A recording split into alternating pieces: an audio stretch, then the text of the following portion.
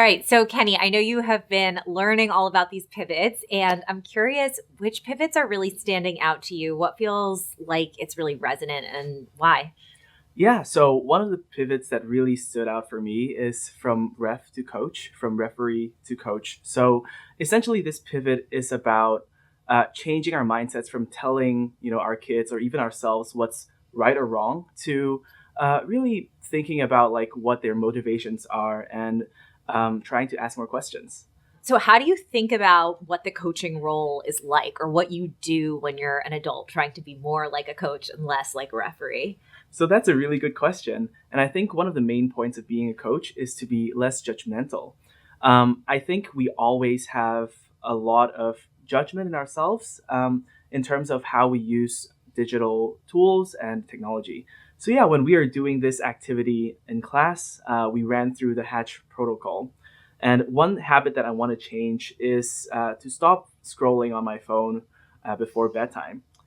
And I realized that I was judging myself the whole time.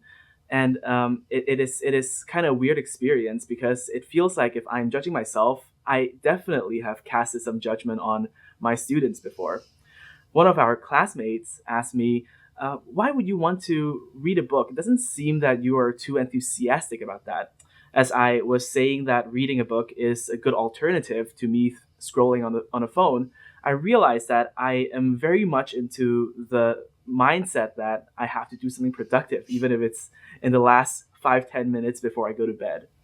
And that's where the referee to coach mindset really kicks in. Sometimes we'll have to first understand what's the motivation of doing that. And through digging into the motivation of the person that we want to change, we can have a less judgmental framing of the questions that we ask, and hence we'll be able to find better solutions for that person. So for me, the alternative is reading a comic book instead of reading something productive, and that definitely solves my concern, and it really feeds into my motivation, which is to be able to not scroll my phone for too long, go to bed, and be energized for the next day. I love that example. And I loved how we got there as a class. So we were doing the Hatch protocol and we were a group of educators doing a course. And so we were all engaging with the protocol for ourselves. And you started off by identifying the habit you wanted to change, which was scrolling in bed. And I think a lot of us had, a lot of us related to that. A lot of us were like, yes, me too. And it was really interesting because I think when we started the brainstorm of what could you do instead, a lot of us have this default reaction into the referee sort of mindset. So we were saying things like, well, you should set a time limit, or have you tried doing this other thing, or what would an ideal routine look like? And then when we all decided to pivot into that, we all did this kind of pivot together into the coaching mindset. It encouraged us to start getting really curious. And so your classmates started asking you questions like, why do you think you scroll on your phone before you go to bed? That's right. And I think sometimes either way it can be helpful. Like sometimes I would also want to have some more concrete suggestions, and some of those suggestions are really good. On the other hand, it will be nice if those suggestions are tailored to me. And I think that everyone has a very different reason if they're even if they're doing the same thing. And in my case, right, it doesn't matter if whether or not I am being productive. I just want to not spend too much time not sleeping. And so after understanding my motivation, I guess some of our classmates also gave us some very concrete suggestions.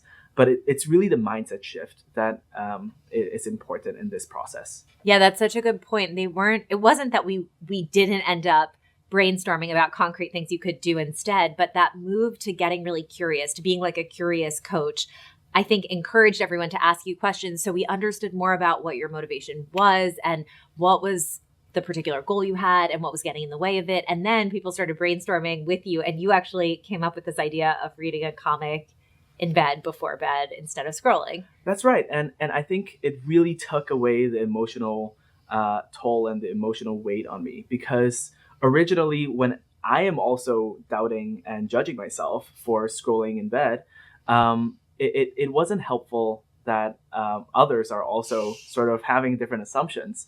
But if when everyone started to ask me questions and understanding my motivation, that really makes me feel less judgmental of myself, and I can also be more productive in that situation.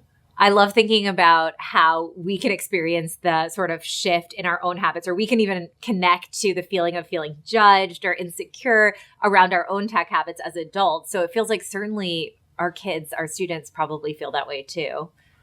Definitely. I guess again, like it's always good to just assume that our kids have the right knowledge and they are thinking about the same things that we are thinking about. So if we are struggling, I think we can also just reframe this whole situation as our kids are understanding the same situations as us and they're struggling just like us, and by I guess putting us on the same on a similar scale and the balance, it really helps shift the power dynamics.